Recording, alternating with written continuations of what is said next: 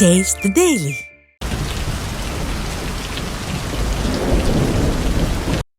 தமிழகத்தின் பல்வேறு மாவட்டங்களில் பெய்த கனமழையால் விவசாய நிலங்கள் மழைநீரில் மூழ்கியும் சாலையில் மழைநீர் தேங்கியும் போக்குவரத்து பாதிக்கப்பட்டும் மக்கள் பெரும் சிரமத்திற்கு ஆளாகினர்.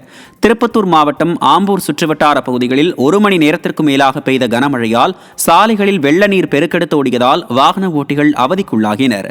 கடலூர் மாவட்டம் வேப்பூர் மற்றும் அதன் சுற்றுவட்டார பகுதிகளில் நீண்ட நேரம் பெய்த மழையால் வெப்பம் தணிந்து குளிர்ச்சியான சூழல் நிலவியது.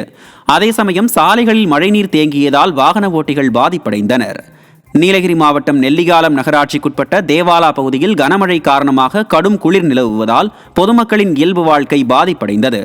கடலூர் மாவட்டம் விருத்தாச்சலம் மற்றும் அதன் சுற்றுவட்டார பகுதிகளில் பெய்த கனமழையால் நெற்பயிர்கள் மழைநீரில் மூழ்கியதால் விவசாயிகள் வேதனையடைந்தனர்.